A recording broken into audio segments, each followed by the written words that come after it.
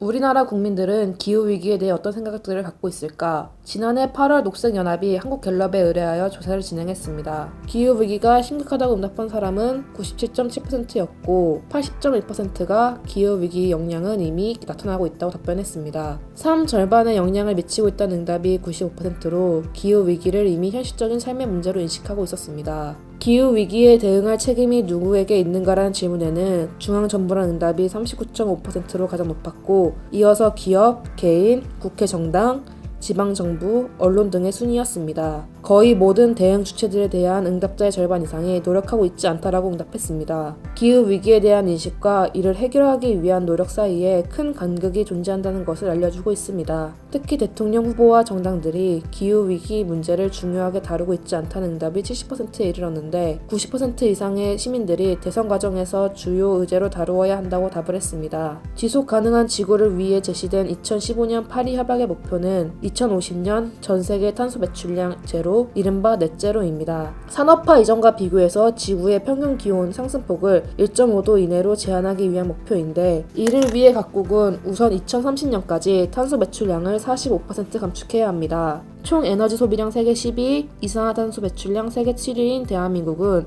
한동안 기후 악당으로 분류되어 왔습니다. 우리의 탄소 배출량은 2018년에 정점을 찍었는데 문재인 정부는 2050년 넷제로를 공식 선언하고 2030년 탄소 배출량 목표를 2018년 대비 40% 감축으로 설정했습니다. 올해 3월 25일이면 기후위기 대응을 위한 탄소 중립 녹색 성장 기본법, 약칙 탄소 중립 기본법이 본격 시행됩니다. 정부는 2022년을 탄소 중립 이행 원년으로 삼아 탈탄소와 전환의 기반을 마련한다는 방침입니다. 탄소 중립은 화석 연료의 사용을 줄이고 재생에너지의 비중을 늘려가는 에너지 믹스의 전환이 핵심입니다. 석탄 화력 발전의 감축과 궁극적인 중단이 필요한데 아직까지 전체 생산량의 40%를 차지합니다. 특히 탄소 중립 선언에도 불구하고 현재 강릉, 삼척 등에서 모두 7개의 석탄 화력 발전소가 신축 중인데 이에 대한 의사결정이 시급합니다. 현재 석탄 화력 발전을 대체할 재생에너지의 비중은 7% 미만으로 전 세계 주요 국가들의 평균치 27%와 비교하면 거의 걸음마 수준입니다. 국가적인 역량을 총동원해 태양광, 해상풍력, 조력 등 다양한 영역의 기술 개발을 지원하고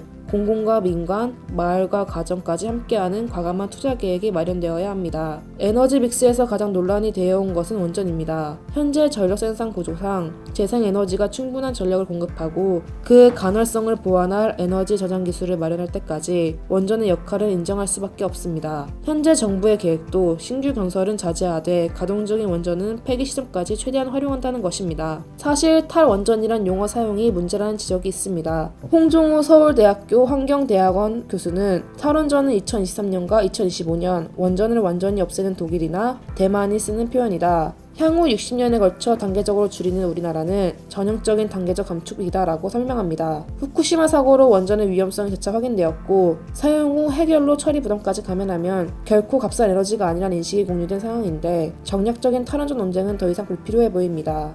에너지 소비 측면에서 수송 부분의 화석연료 사용은 빼놓을 수 없습니다. 자동차 연료를 전기나 그린수소로 전환하는 탈내연기관화가 대책의 핵심인데 미국과 유럽연합은 2035년까지 내연기관 자동차의 판매를 전면 중단하겠다고 밝힌 바 있습니다. 산업 부분의 탈탄소화는 훨씬 더 복잡한데 화석에너지가 연료이면서 생산 원료로 사용되기 때문입니다.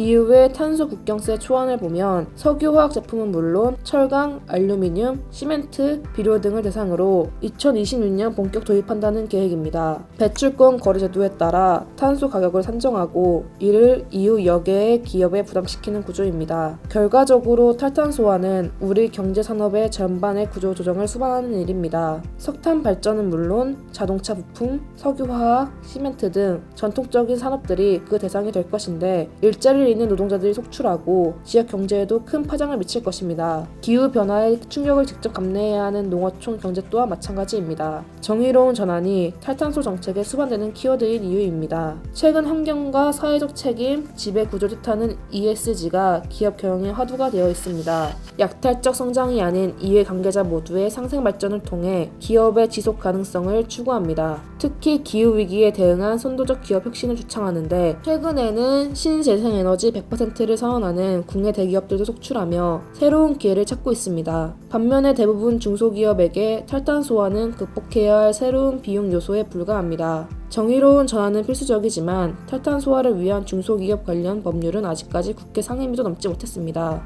선거 막판 각 당 대선 후보들이 기후위기 관련 공약을 내놓고 있습니다. 탈탄소의 방향에는 동의하지만 감축 목표와 원전의 역할에 대해서는 뚜렷한 견해차를 보입니다. 2030년 40% 탄소 배출 감축 목표에 대해 국민의힘 윤석열 후보와 국민의당 안철수 후보는 산업계의 충분한 의견 수렴과 합의가 생략된 지표라고 비판합니다. 반면 심상정 정의당 후보는 2050년 탄소 중립으로 가려면 2030년 목표가 국제사회 권고 수준 이상으로 상향될 필요가 있다고 주장합니다. 원전에 대한 의견이 가장 첨예합니다. 윤 후보 측은 탈원전과 탄소 중립을 동시에 추진하는 것은 현실적으로 실천 불가능하다면서 중단된 신한울 3, 4, 5기 공사를 재개해야 한다는 의견입니다. 안 후보는 한 걸음 더 나아가 소형 모듈 원자로를 개발하고 2030년까지 폐쇄 예정인 원전의 정상 가동도 필요하다고 주장합니다. 민주당 이재명 후보의 경우 신재생 에너지 관련 기술의 발전 속도에 기대를 걸며 신한울 3, 4, 5기 문제에는 국민의 의견을 다시 물을 수 있다는 입장이지만 심 후보는 사회적 비용을 미래 세대에 전가하는 핵발전은 기후위기의 대안이 될 수 없다는 입장을 견지하고 있습니다. 기후위기는 우리 눈앞에 다가온 현실이고 국가 권력이 주도해야 할 가장 시급한 과제입니다.